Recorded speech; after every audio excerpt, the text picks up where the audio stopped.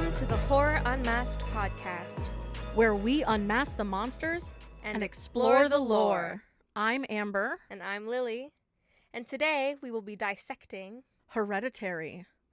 Let's get this party started. The film opens on a picture of a family treehouse, which pans to a room full of miniatures, then begins to slowly zoom in on a house with a bedroom.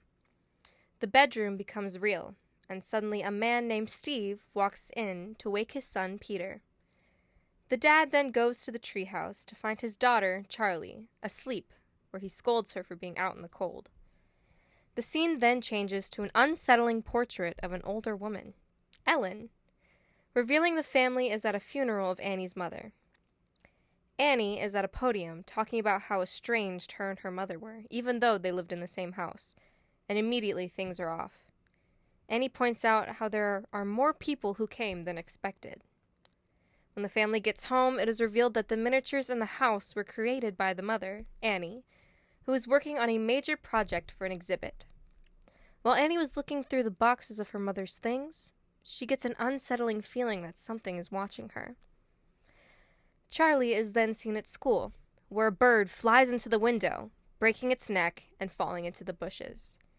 Later, Charlie is outside of her classroom with a pair of scissors, where she cuts off the bird's head and sticks it in her pocket, while a weird woman across the street eerily watches.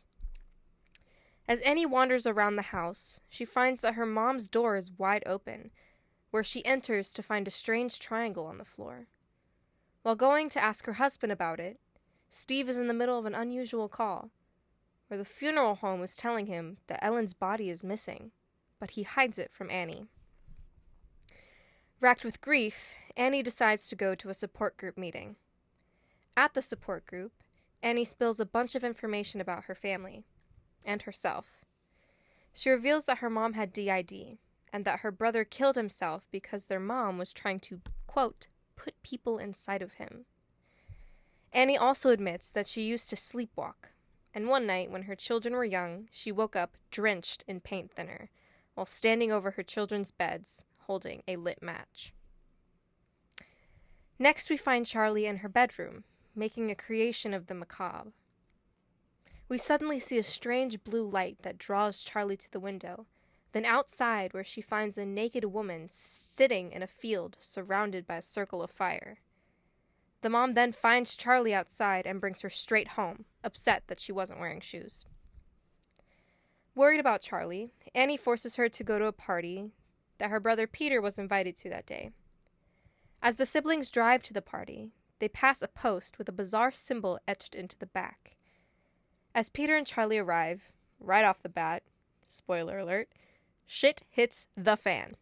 Party cake nuts panic, basically. While at the party, Peter leaves to go smoke some weed with some friends and tells Charlie to eat some cake that has just been made. What Peter doesn't know is that the cake is filled with nuts, which Charlie is allergic to. Suddenly, she can't breathe and goes to get Peter.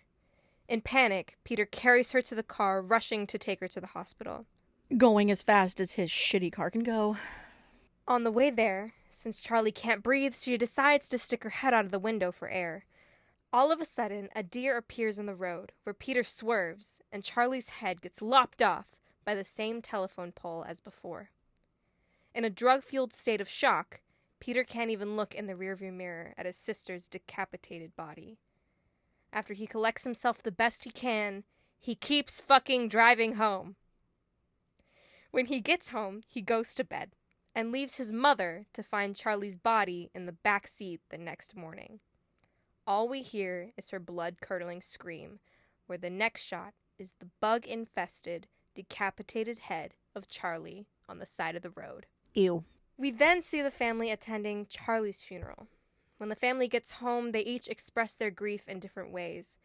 Steve reminisces over Charlie's sketchbook, Annie sleeps in the treehouse, and Peter is numb and having hallucinations of the rearview mirror while at school.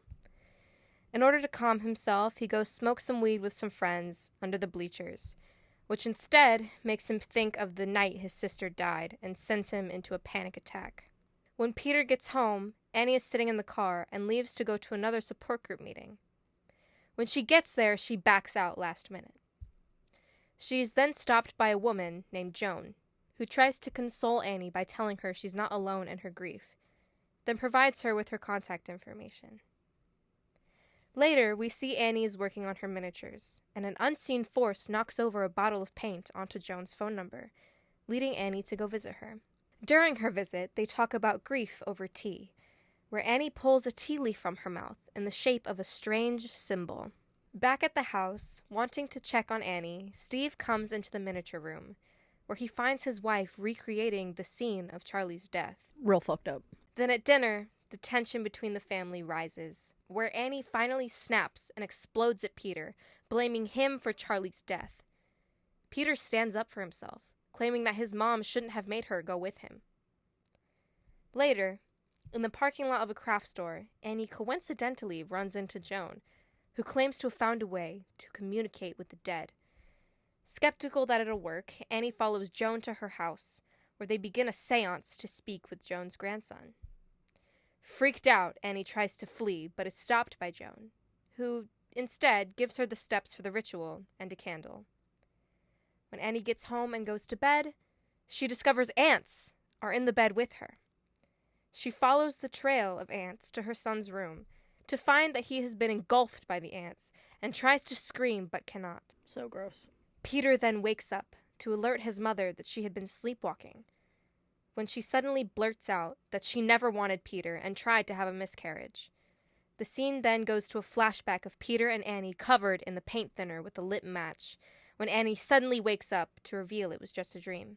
Afterwards, Annie wakes up her son and her husband in a state of excitement, asking them to come to the living room and to trust her. She tries to convince them to hold a seance to communicate with Charlie. Annie reads the spell and lights the candle given to her by Joan, freaking both Peter and Steve out. During the seance, Annie's possessed by Charlie's spirit, sending Peter further into a state of panic, bawling into his father's arms.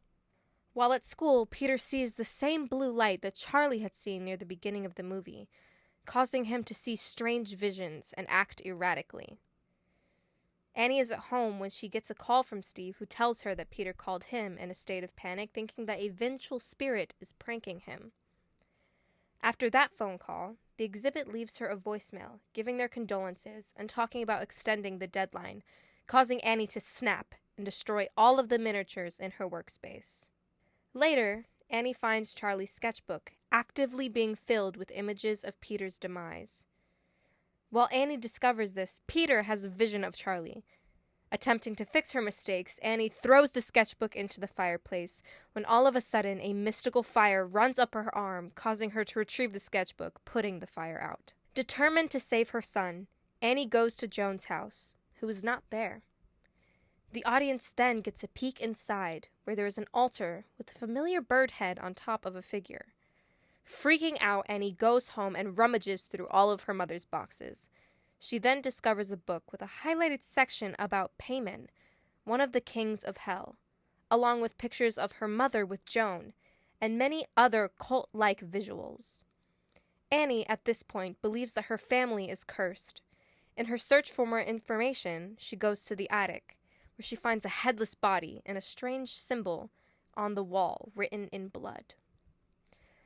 While in class, Peter starts hearing his sister in his head and finally snaps, slamming his face into his desk in front of all of his classmates, breaking his nose. We then see Steve pull into the driveway with Peter, where they just came from the hospital. When they arrive, Annie shows her husband what's in the attic and tries to convince him to throw Charlie's sketchbook in the fire, but he refuses. Instead, Annie destroys the book, setting Steve on fire and killing him. This is the last straw for Annie, completely destroying her and allowing her to be fully possessed by whatever entity is haunting the family. During this whole thing, Peter was sleeping. When he wakes up, he discovers his father's body, and we see his mother on the ceiling in the corner. Annie begins chasing Peter, who eventually ends up in the attic.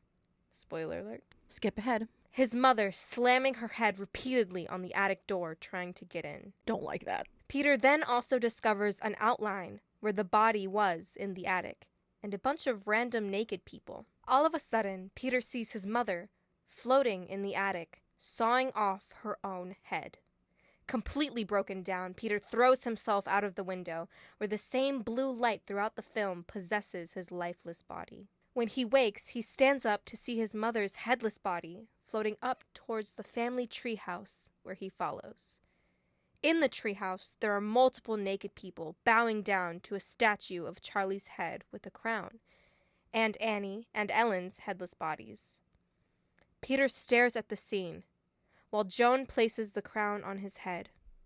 The cultists then begin to hail payment as the scene pulls back, revealing a miniature version of the event in the treehouse. The end. Alrighty. Yeah. So, now, this movie was released June 8th, 2018. Written and directed by Ari Aster. Some of the main actors were Toni Collette, who played Annie Graham. We had Alex Wolff, who played Peter Graham. Millie Shapiro, Charlie Graham, Gabriel Byrne, Steve Graham, Ann Dowd, who played just Joan. Just Joan. Just Joan. Yep. Yeah, and that's pretty much all the main actors in this film. Yeah. They had a budget of $10 million, and in the box office only made $82 million. So, honestly, with how big this movie was, I thought it would be a lot more. For the time, at least. It did get a 90% on Rotten Tomatoes, so... Yeah. Pretty good. Yeah, That's really good. Better than Dracula. Yeah. The film itself was shot in Utah during the springtime. They actually wanted it to be shot during winter, but unfortunately, by the time they were getting ready, it was spring. So... That's pretty cool. Yeah. I did not know that. Yeah. What I read was that Ari Aster was like, yeah, if we're gonna... I just thought...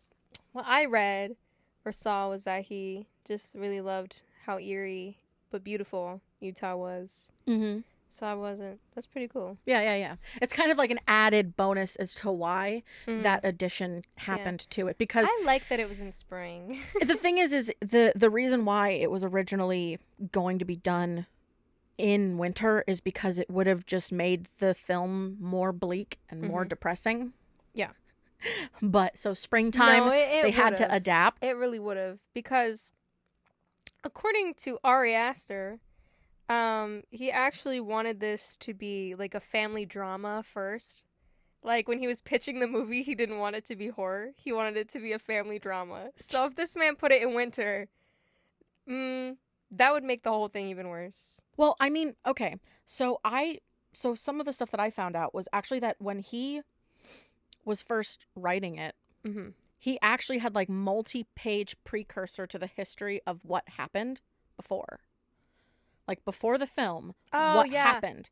And literally it's the equivalent of like another film. It's literally the prequel to Hereditary. Do you think they'll ever release that? I think that'd be really I really don't know, but they said it was amazing and really well done. Things that happen like between Ellen and all of her possibly cultists and things like that, and the relationship of the mother and the family. Like honestly, it's if we got all of the that. Story of her brother and her mother. Oh and my like gosh. the birth of Charlie and that whole like weirdness and all that. Honestly, and he said it was I think that'd be really intense. good. But here's the other fascinating thing I found out. Okay, so when they were filming, they actually had to cut an hour out of the film. An hour? Yeah, they had to cut an hour out of the movie. There was so much stuff taken out. What on earth? So it was more about the family, the chaos, and the development of the characters. They cut about 80% of the prosthetic work that was actually shown in the film. So apparently there was a lot more. That's really sad. Like the decapitation, Peter's reaction of just sitting there for like 40 seconds in silence, like... Oh, like when he's like sitting in his bed or something? Or... Yes. No, in the car. Oh! When he's sitting in the car. I think that would have made like a bigger impact, to be quite honest. Just sitting there like having to sit. Because in reality they shot like... The film gives off a more sense of like that pure shock that occurs. Yeah. But in the film, in the that hour that was cut, some of that was like they shot the decapitation and I heard it was supposed to be more gruesome. looking back, he actually, in that extra part, he actually looked back to see the headless sitter. Oh no. See his sister sprawled all over the back seat, and they took it out and just left his reaction in. Honestly, but that I feel I'm like not quite mad about. I feel like the lack of that is more impactful. Because it makes the audience, like, imagine what could be back there. And, like, leaves it up to our imagination. Yeah. But also definitely brings in the idea of shock. Yeah. Or, like, puts you in the same position as he is. Like, I can't look. I can't look. I can't look. There's no way. And he just, like, blanketly drives on. Mm-hmm. Which is also insane. It is insane. It's insane that he just drives. Mm-hmm. Kind of getting to... So, apparently also there were a lot of... there was actually more locations that the film was shot at. Like, all over Salt Lake City. And parts of Utah, obviously. Yeah. But, wasn't the house in, like, a soundstage, though? Like, that was yes, the one thing. They ended up... They really did not want to have to build. But they did. And it allowed them to actually... instead of having to, like... have all of that... filming all of those in all those different locations, because that was originally what they were going to do. They decided that mainly it was going to be... They were going to build, because it also gave them the ability to remove walls and allow them to get into special areas and angles that... Especially that transition in the beginning from, like, the miniature house, like, the bedroom to Peter. Okay. That's actually really fascinating, because there is a whole thing about that house. That's fascinating. Okay. Let me see. They did not actually... have the house completely finished being built. Before shooting? Yeah. Like, they were literally building it up on the day before. Oh, wow. Like, yeah. So they did a lot of the body prosthetics and all the other models, but the one house, which was the centerpiece, they couldn't start because the set hadn't been designed yet.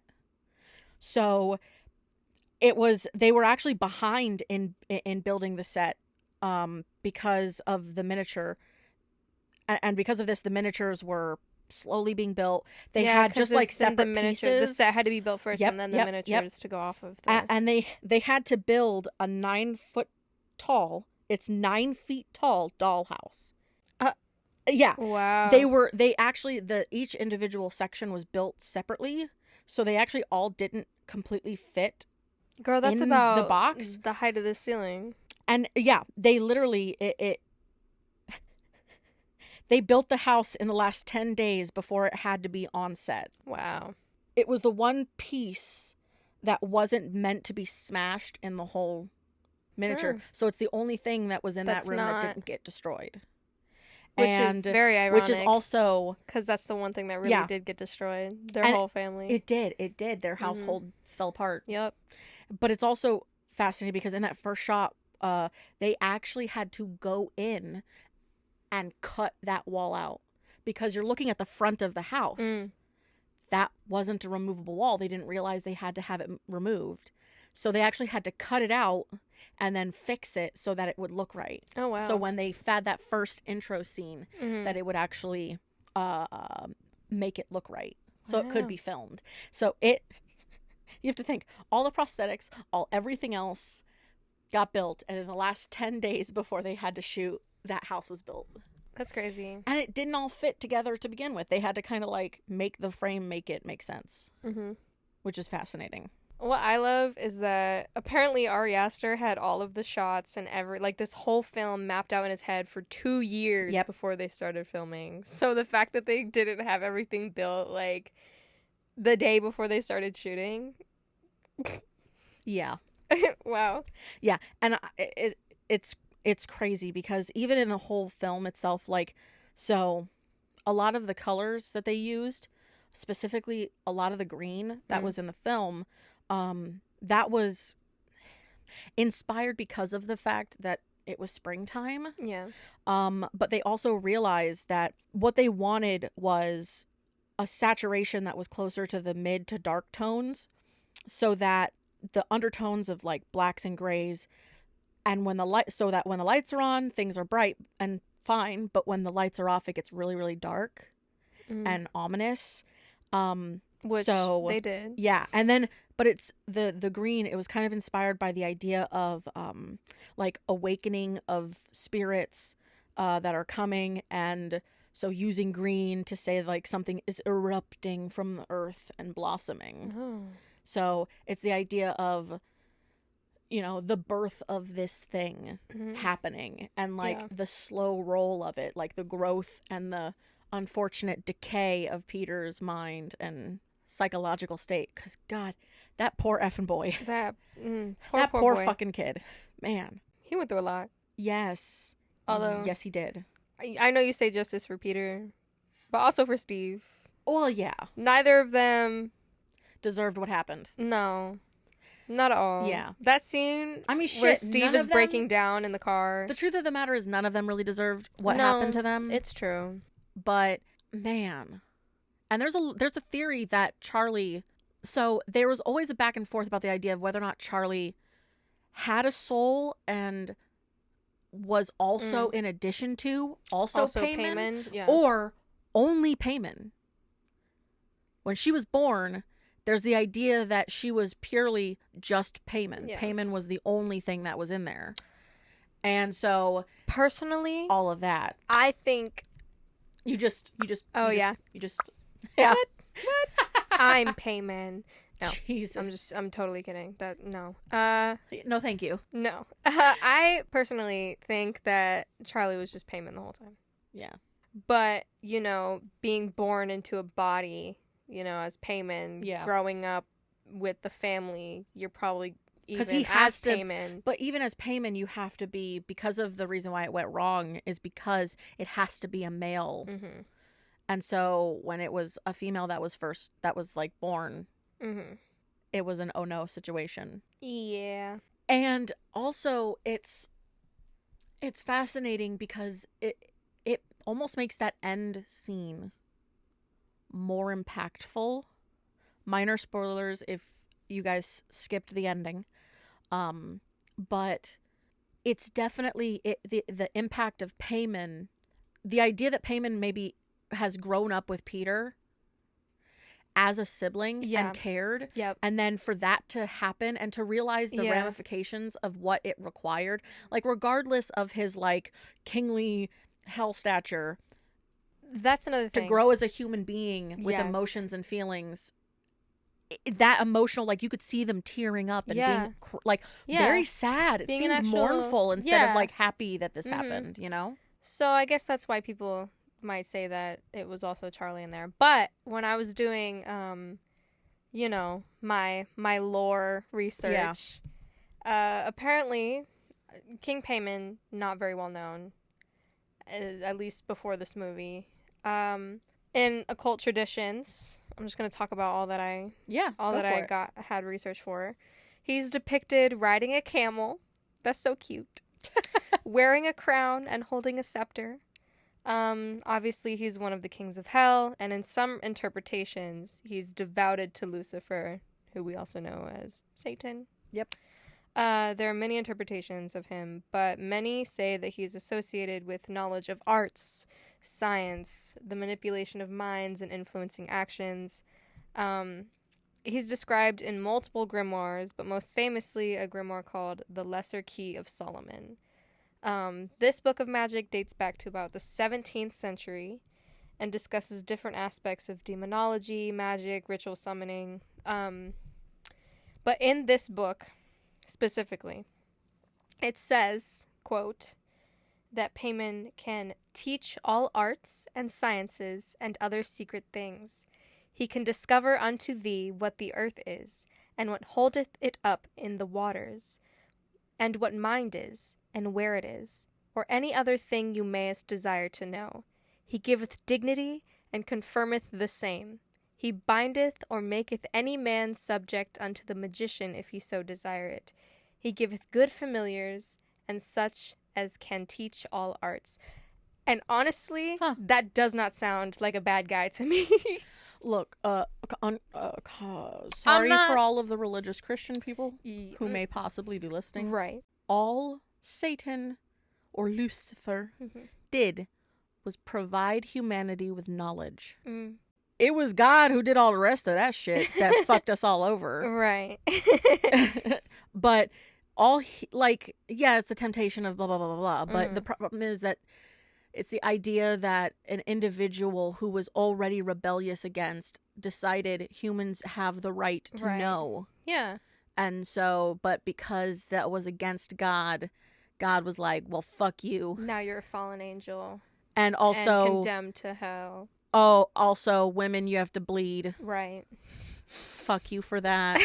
Also, you're banned from the Garden of Eden. Right. Also, now you guys feel uncomfortable when you look at each other's bodies. I love, okay, this is kind of... It's real weird. This is a little off topic, but I love the theory that it's like, oh, Eve ate the apple and condemned everybody? Then why do men have Adam's apples? Yep. Why? Why is it called an Adam's apple? Explain that to me, guys. Explain that to me.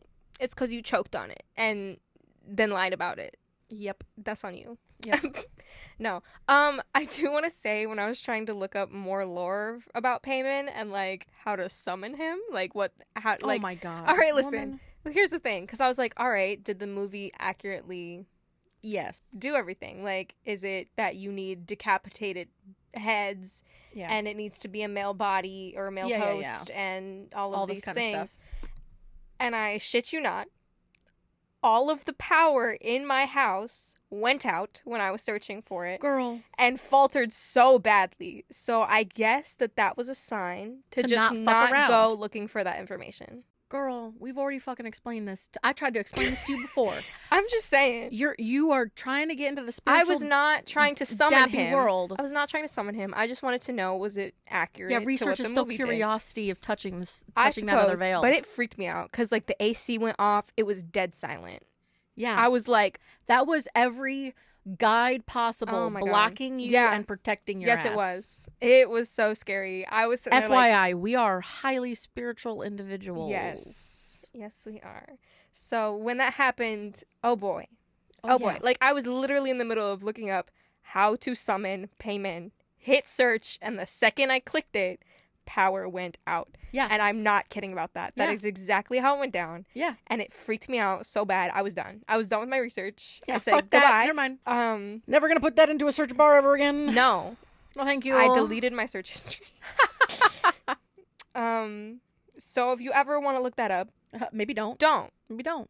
It's not worth. Yeah. It's not worth it. I mean, because the film itself, God, the musical scores for it definitely help add to it. Beautiful. But the anxiety and dread of the film itself, like just with the anticipation of bad things happening, like with Charlie in the car and the like, are they gonna, get to the hospital? Like the idea of Annie hearing the sound of the clicking that Charlie does in the car and that panic. And then also the idea of like I said before, the use of lighting is important in this film, 100%. Oh, 1000%. Because even with the scene with, like, in Joan's apartment, when they're attempting the seance, like, literally it's one candle, so it's dark, so dark, and really intense. And even when they're doing their seance at the house, it's that single candle, and it's that sense of panic, because right as he stops the seance from happening, all the lights pop on. Yeah. And it's the idea that it's this worry of, I don't know, something monstrous coming in, and that intensity, because even like some of the cinematography use, like the scene when Peter has that vision of Charlie in the room, to kind of get into that a little bit, the way that they filmed it was using blurring and a Dutch angle. So it's the idea of that tilt, pointing it from his point of view, but also that blur is the idea of, like, it mimicked the fresh waking up, like your eyes opening, that blur, that feel of unsafety. And that angle makes you feel like you're really looking from his eyes when he sees it. And, it's definitely fascinating how they decided to really drive home that edge between conscious and unconscious, because that's also the scene where his fucking head gets grabbed. Oh, yeah. And, like, he thinks it's his mom trying to, like, Yeah. rip his head off. So it's intense. It's a really intense, and it's the idea of, like, okay, but did that happen? Right. Did it Like, happen? what was the entity that grabbed him? Or was it a dream? Or was it a dream? Like, we have no idea. Was that whole part a dream? Or was it that he really had that happen to him? Right. Because, you know, obviously at that point, Annie's like, right. I'm going to try and fix it. You know. Annie, you caused it, babe. Well. Started it. She started Yeah. the process, unfortunately, Well, out of desperation. Well, the occultists were, you know, doing their magic. Oh, yeah. They were. Did you know that throughout the whole entire film, there were cultists in a lot of the scenes, just in the background? Yep. Throughout the whole film. Okay. I wrote Sneaky some stuff shit. about what, like, their influence, like, the occultist influence throughout the entire movie. So there's obviously the amount of people at the funeral that Annie pointed out. There's a lot of people there, and it was actually, like, members of Ellen's cult that had, like, showed up. Yep. And then at Ellen's grave, they're the ones that took her body and took her head off and stuck her in the attic. There's a scene right before the paint thing. You know, okay, because that was a curiosity, because when I was looking it up. Oh, other people thought it was, like, Annie? Yeah, people thought that maybe Annie might have been possessed and had done it. Personally, I think not, because a week later, Steve was getting a call, and Annie hadn't been, like, going through any of that stuff yet. She just thought she was... Because that's before... Because the call and everything happens before even when she's fucking around and making that horrific miniature. Yeah. So, yeah. Yeah. Like, it was before even Charlie died, right? It was, yeah. Yeah, so... I don't think so. I think it was the cultists. Because they were up in the attic all the time, in the house, around the house. Yeah. You know, being weird in the fire circle. Yeah. It's, you know, they're subtle. It's subtle, and then there's not subtle. Yeah. But yeah. But definitely, just everything in this movie is set up by Ellen and her cult members. Especially, like, the flyers in the mail telling her to go to the support meeting so that she could meet Joan. Because Joan, I don't know, is she related to Ellen? I don't think she's related. I just think that she's like a longtime friend, probably best friend or something to that degree. Because there's that, and then there's also the meeting at the craft store, which was set up by them. Yeah, it wasn't coincidence. Yeah, and then obviously the sigil in the telephone pole. You know, and the tea leaf, just everything was set up by these people. All the symbol of payment. Which is what really makes you question the title of this movie. Is it Hereditary, or is it really just payment? And the people who support him. Yeah. Yeah. I mean, like, were these people doomed from the start? Was this their fate? Yeah. Or... Yeah. So, Grace Yoon was the production designer for the film itself. And she was actually really excited about being able to be a part of this, because when she read it, she felt it was pretty exciting. And the idea of like giving simple everyday items like this ulterior terrifying significance. Yeah. But even the miniatures in question, so obviously the family, when you kind of start viewing the film, it's supposed to be kind of like a middle upper class feel, and they got a nice house. The house is homey. It's supposed to feel homey. It's nice. But it's also, the house itself is supposed to feel like how a dollhouse is set up. Yeah. Every room is their own visual distinct style. Oh, yeah. And they're all unique wallpapers and shapes and colors, and that was gonna like tie in as you saw it. And that's that writing that line, because the beginning of the film comes in on a dollhouse but with a real human scene in it, and it ends with that, again, spoiler, real human scene to a miniature. Yeah. So it's that fine line of, did it happen, did it not happen, what is this, was this, it's that fine line between reality. Oh my god, imagine that fantasy. This was just a child's dollhouse and they Yo. Oh my god, imagine this was all there in their all that in this their is just a kid playing around and just making my characters god. up. That is one sick kid. That's a sick twisted kid, but you know, sick twisted kid. and And the idea that the house would go from comfortable, homey, cozy to a prison is subtle, but it definitely transitions. It just, the movie becomes darker, more uncomfortable, and definitely the use of sound design was fantastic. Yeah. Because God, did that, it definitely played with anxiety with that one. Oh, yeah. Oh, yeah. Oh, like, especially that dollhouse feel. Like, every single room, the bed is pushed up to the exact same wall, and there's very minimal furniture. So you do get that dollhouse feel. Because even though it is set up in a certain way, it's like, it's so... And she's got miniatures throughout the house. Like, you know the one that's by the stairs? That's the 3 different homes? Yeah. It's actually indicative of the film and of, like, the history. So, it's the houses, all 3 of the houses in that macabre, it's kind of macabre, like, structure of homes are from different eras. And it's going back in time. They're part of the triangle of this cycle of things and the fate that they're possibly stuck in.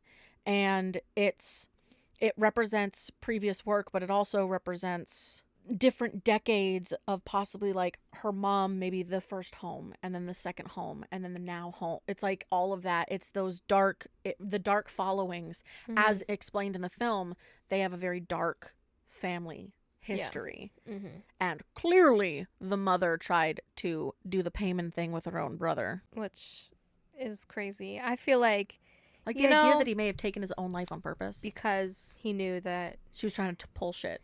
And only if Annie had fucking listened to him and not, because, I mean, I guess she even said later, because at the support group meeting, she's like, it was my fault. And then I gave her Charlie, even though I kept Peter away. So, did she know? Yeah. That is the question. Like, did she? Yeah. And I mean, like, the house itself is like it's almost like her mother trapped her there. Yeah. Because it is her mom's house that they are living in. Yeah. And so it's the idea of, like, how destined was this? And even the idea of that reveal when it's like, oh, I never wanted you. Oh, that was real rough. Sad, real rough. That was, but also the idea of her saying, like, I tried everything and nothing worked. Meaning, like, all right, if you did everything that you weren't supposed to happened. And Peter was still born, there was some other supernatural force happening in that regard, because that's some crazy shit. Yeah. You can't, with the amount of stuff that there's definitely in the world that people would try to abort a child. Yeah. Holy shit. Oh, yeah. That is some supernatural stuff happening. Oh, weird. I'm, like, looking at my notes and, like, all the symbols written on the wall in the house. The one that says the Satoni one, it's a word used in necromancy. Oh, yeah. And that's the one, I'm pretty sure that was written behind Annie and Steve's bed. Possibly. I could be wrong. Like, it's the idea of, like, pandemonium is, like, the plane of chaos. Yeah. Liftoach, pandemonium, open chaos, and Zazas, which is to summon a demon. So it's just all of that. But don't be trying to summon something here by saying all their fucking names. And oh my gosh, I'm not summoning anything. Even though I just said that, I cancel anything that might be trying to come through. You are not allowed. You are not allowed to come through at all. Ever in our presence. Thank you. No, thank you. But I wonder if that has something to do with, like, obviously that maybe combined with other things had something to do with Peter still being born, and it's a necromancy spell. I mean, even the idea that Annie's mother, you have to think, Annie's mother's the one who carved the words into the walls. Yeah. She's carved the symbols into the floor. Yeah. She's been preparing for this regardless. Forever. And the idea that, like, no matter who it was going to be, it only came to fruition post her death. There was time before this point.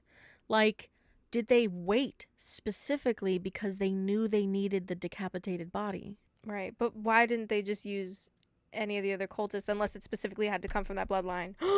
Yep. Or because it's the idea that the head on the top of this figure is Charlie's, and the 2 decapitated bodies are both women. Because that's all women. Yeah, that's generational too. You have grandmother, mother, daughter. Mm-hmm.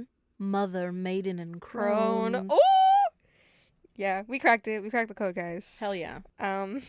Yeah. Ooh, the pity I feel for Peter throughout this film is intense. It's the so sad. scene after the seance when he just sobs, it is heart-wrenching. And it's powerful. He did...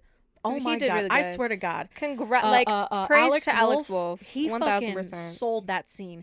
There was anguish. Mm-hmm. That was a beautiful and powerful emotional scene. When I first watched this movie, I'm not gonna lie to you, I thought the fact that Peter was just numb the whole time kind of pissed me off, and I was like, damn, you're shit, you deserve what happened to you. And then I watched it again, and then knowing what I found out later, that's when I felt it's like, oh for shit, him. Man, you were set up from the beginning, state of shock, and you were, because in the ritual when she finds the book, it literally says that the person has to be weak of spirit. Yeah, weak of spirit. So the idea, they broke him down throughout the whole film. He's just losing more and more of himself. You know that him being the one driving while Charlie got her head just cut off by that telephone pole. Broke his heart, but it was set up by these people because of the symbol, the cult symbol that was in that telephone pole. Like, you know, it wasn't even his fault. Oh, yeah. Like, even the deer on the road. Like, it was going to happen no matter orchestrated. What. It was set up so that it could break his spirit down. But it's also one of those things where it's like, even for... Nowhere in the film, like, it never makes you think that him and Charlie's relationship isn't good. Right. Never once do they make you think, like, there's this obvious, like, oh, well, little sister syndrome mentality for a big brother. Because even he seems to care. Yeah. And, he tries to stick up for the fact that she doesn't want to go to this party. Right. And I mean, obviously, he probably doesn't want her to go. But at the same time, even when she did go with him, like, he was trying to, like, make her feel comfortable. Like, hey, eat some cake. Chill out. You're okay. You're good. You know? He wanted to, like, hit on that chick, but, you know. Yeah. He's a boy He's still. A teenage boy. I mean... You know, there's only so much that you can do. But when Charlie came up there, like, freaking out, you could tell that he was genuinely concerned. The way he picked her up and, like, carried her. Oh, that was so sweet. He carried her to the car. And it was like, oh, my God. Like, it didn't... There was no, like... No, moment. It was no, oh my God. It was immediate action. Mm-hmm. Like, oh shit, he's panicking. He's so worried. Yep. And there's that very genuine feel. Mm-hmm. Now, I do have a question. Did you know? Did I know? So, in this horrific scene where fucking Annie is making eye contact while she's sawing off her own head. Oh, God. Mm. Do you know what she's using? Piano cord. Yes, she is. I did know that. Did you know that most people didn't know that? I only found that out because of the research. Yeah. Yeah, she was using a piano wire because you can actually hear the piano knock over while she is, and you can see it in the background having been destroyed. You can actually see you can hear it crash, and then you can also see the destruction of it. But do you know the other fascinating thing is that this Toni Colletti, Colette, Colletti. I don't know. Oh, I don't know. Apologies, either one. Right.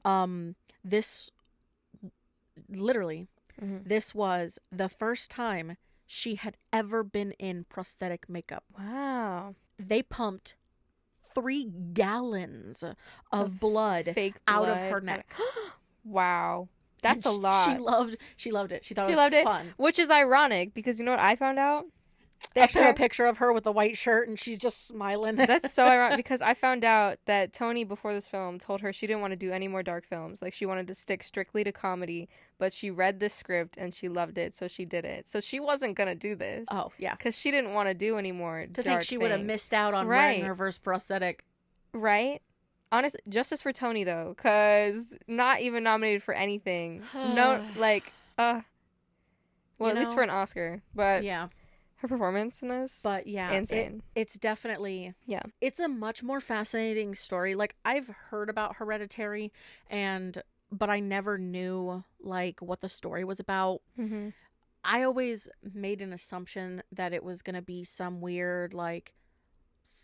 Obviously psychological, like I figured it was going to be psychological associated between the relationship, but I thought it was going to be a relationship between the mother and the daughter, and that there was going to be some level of like, I don't know, like eventually the daughter, there's like a lot of films that are like this where the child is different, but the mother loves them, but then over time the child starts doing strange, scary, and peculiar things, and then eventually the child like comes and attempts to like try and kill or whatever their parent. Yeah. And that was kind of my assumption at first, because you'd think by hearing the word hereditary and that might be what it is, but this very movie different. was not what I expected at all, like at all.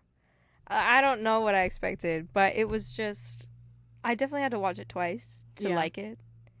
I do like this movie. I think it's really good. But the first time I watched it, because you were fucking ecstatic at the idea of putting it on our list and being like, we have to watch it. Yeah, because I knew how crazy it was, and I wanted to do more research about it, because I was still definitely confused from the first time I watched it. Yeah, I was just obviously in shock still. A couple years later from because it's the intense. scene.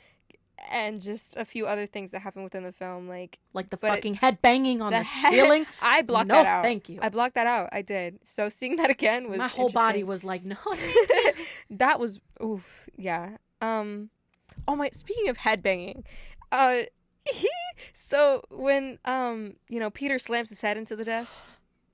Oh. Did you know Peter was actually not Peter. Alex, the actor who plays Peter, was actually willing to slam his face into a desk and break his nose. He's fucking dedicated, man. No, yeah, but obviously legal reasons. Oh, yeah, not allowed to safety do that. and legalities. So it was like cushioned desk, but he was really willing to like slam his face into the desk and break his nose. I mean, hey, that is a call to the fucking actor. The idea that he's dedicated enough at the idea that he would do his quote own stunt mentality. Yeah. But that scene of him and the idea that like something's restraining him. Oh, yeah. And then he just is like being forcibly smashed against the desk. Because when that stops and whatever it is lets go, he freaks out. Oh my God. The like his mouth covered in blood, and it's just this guttural scream of panic.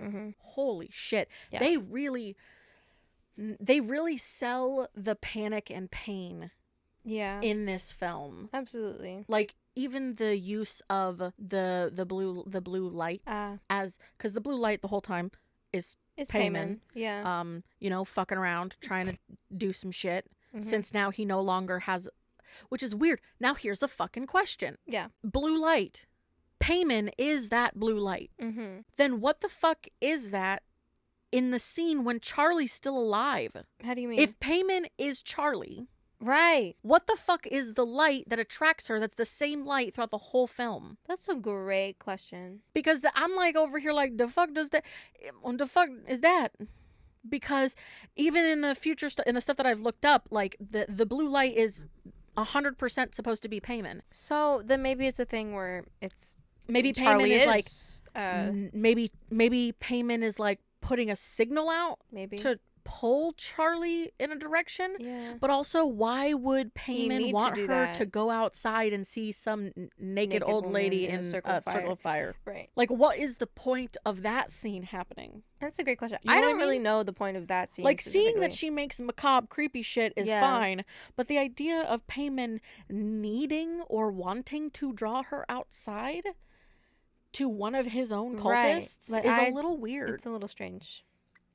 So maybe I guess you can argue, what if, that blue light was just inside Charlie the whole time, and maybe Charlie is her own spirit, and like that was him leaving. That's why I think I had that difficulty, because I couldn't tell if it was either or, because it's the idea of, okay, but if this light that's supposed to be the soul of Payman, if that light is supposed to be his soul, how is she alive without him in her if he is the only thing that's inside of her? That's a great question. So clearly, you know what I think happened? I have some questions Ari asked her, and I want them answered. Do you know what I think? You want my theory is? I would love to hear your theory. The grandmother doesn't meet Charlie till after she's born. Right. So here's the thing. If Charlie's born, she could have put Payman gets her inside soul, of her. Yeah. Charlie has her soul in her. Mm-hmm. And while the grandmother is there trying to, I don't know, very strangely latch on and attach to Charlie, I feel like that is her putting Payman in there in addition, because it's an infant. Didn't she feed? Yes, like, she attempted to breastfeed her. Fed She attempted Charlie to breastfeed her. I'm like, did not make it, but attempted. Your milk is powder at that point, babe. I'm sorry. But yeah, like the idea that maybe because after she was born, Charlie was Charlie, but because the grandmother also then put in Payman, these two spirits, right, like kind of just became one together. Became one. They like formed together, right. And they, because it's also weird at the idea of like a demon growing up, right, and having to experience just human life, especially in the idea that like Charlie is supposed to be to some degree mentally handicapped. Yeah. I think so. And especially like the way she doesn't speak and the way she's the nonverbal nature. Yeah. It's also the idea of like, was this a Payman thing? Is this because of Payman? And because it wasn't a male body? Is he the reason behind why she is that way?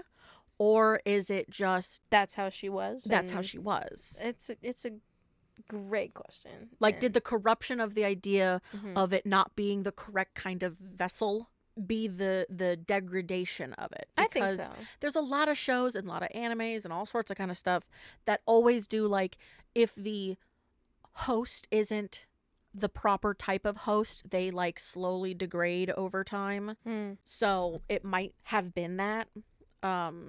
But yeah. Yeah, I think so. But yeah, that's a lot of like curious questions. It is a lot of curious questions. And, you know, like again, it definitely then also backs up the emotional impact. And the idea that her grandmother literally said to her like that she should have been a boy. Yeah, like that's kind of fucked up. Tell your grandchild that. Exactly. Because Peter's the older sibling. And she had him maybe because she didn't knowing of the grandmother. I think because here's the like thing, the grandmother only met the son. It could have post time.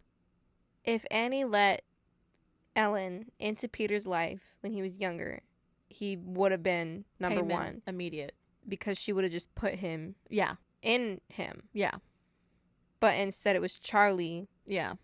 So and she because got of the close infantile to Charlie, nature, it was easier. And then she got her cultist to help her with everything else. Yeah, because it's the idea of the weak spirit. It doesn't necessarily mean you have to break down a spirit. Just a weak spirit means like even a fresh spirit is a thing. So do you think that maybe Ellen dying and giving her head made the cultist stronger in that point, and that's why everything escalated from there? Because I don't know. Sacrifice, and that's like that curiosity of, do you need to have 3 generations of females for the ritual? Which we ain't gonna look up. No, I swear to God, we're not looking it up. We're this not. Is all skeptical. It is skeptical, shit, and all of us is just trying to guesstimate some shit, but. I don't know, man. It's a lot. It's like, do you need to have 3 generations of women? Must it be must the male host be from the same family? Like, is that necessary? Do you have to have everyone from the same family? Yeah, because it's strange. Because even with Annie, like, she had an older brother, and then it was her, and then with Charlie, older brother Peter, and then her. So, I wonder if Ellen had an older brother.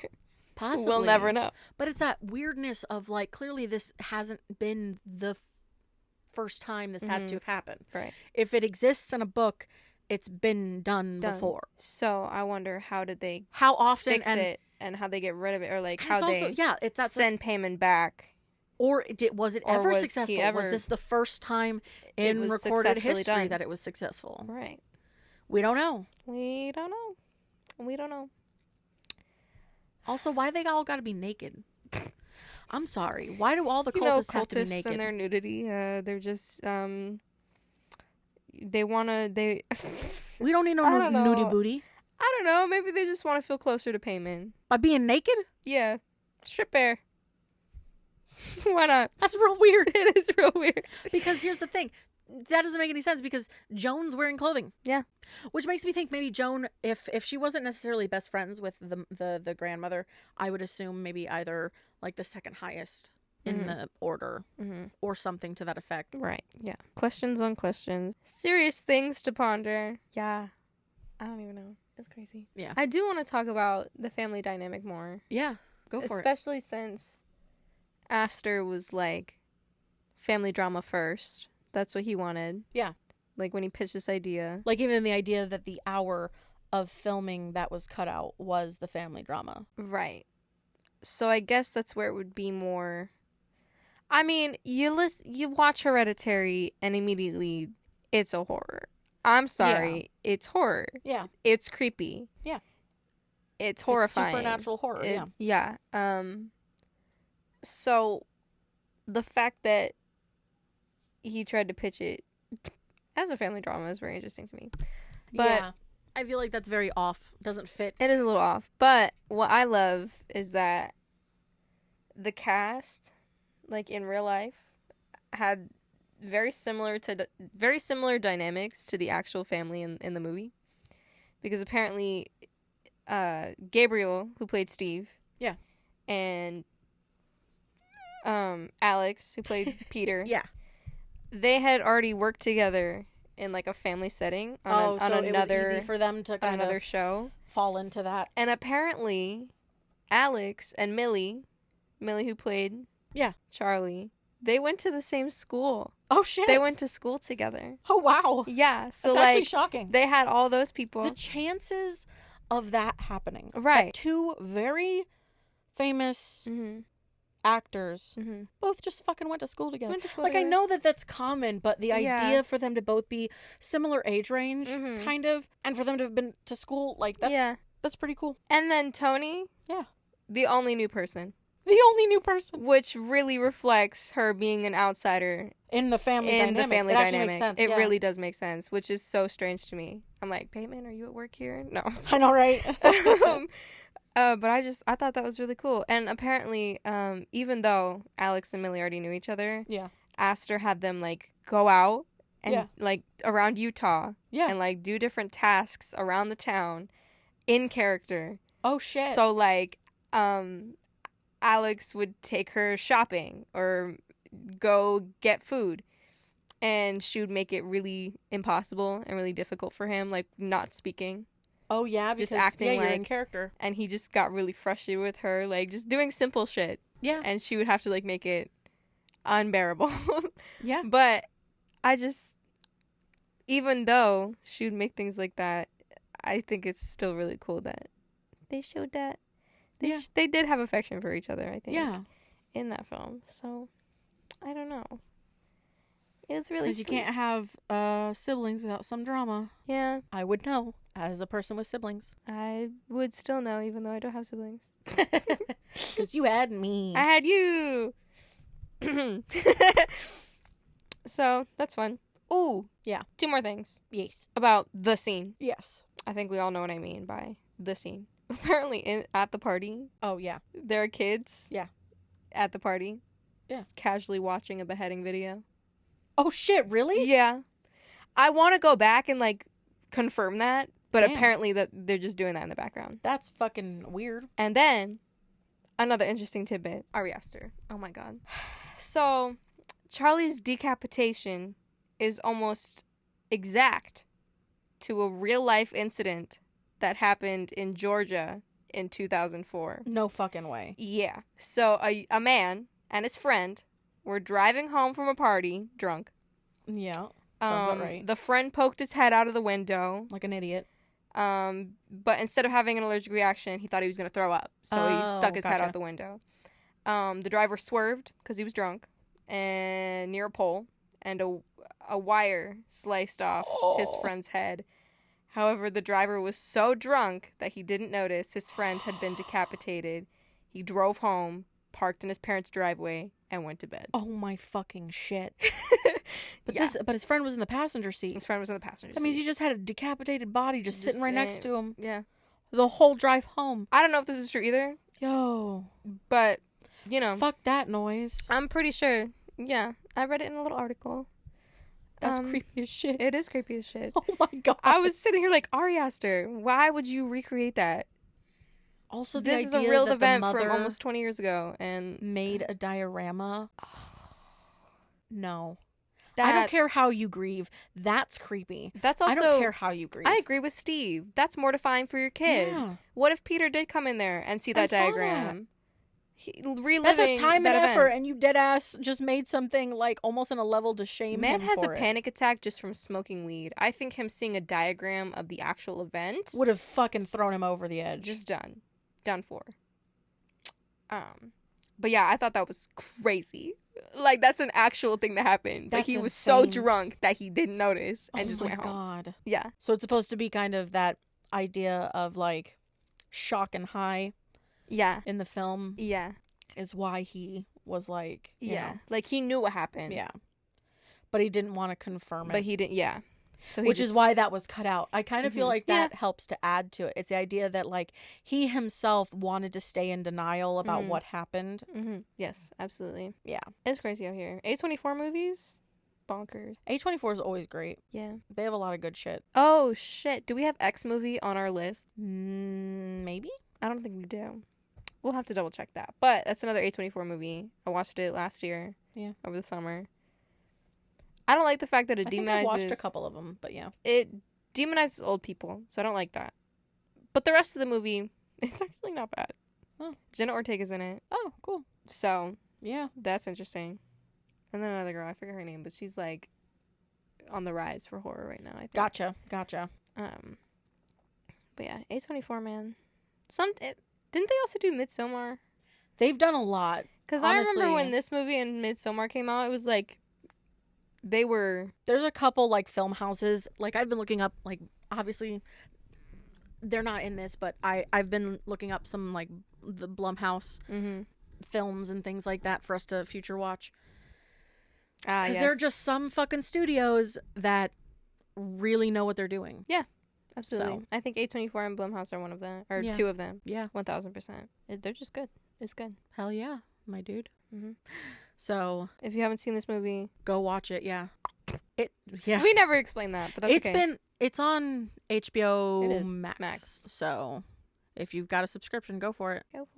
Also, I know we didn't explain the thing, but basically it's just a noise that Charlie makes. It's a nonverbal sound that she uses. Dealing with stress or situations that are a lot emotionally. You'll become very accustomed to that sound whenever you're watching. Oh yeah.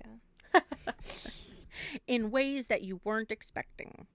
You think that's it? I think that's it. I don't think I got anything else. Think we're beautiful and good to go, my dude. Let me go through my notes. I'm not gonna lie. I thought I just heard you say, "Let me go through my nuts." I'm. What if that is what I said? You know? Let me just go through my notes. I would ask a question as to where did you get them. I always had them, babe. No, we're not gonna go there. No, the only thing I have is like the influences for this movie that Ari Aster looked to. It was a bunch. Yeah, there's like, a lot of influences for you. So many movies. Like, I couldn't even... I wrote down 3.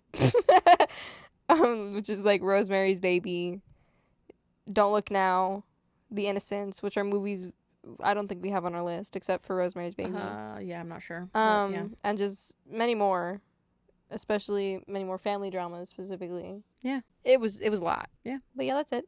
Alrighty. That's all I got. Our next episode will be about Megan. M3GAN. Yeah, M3GAN.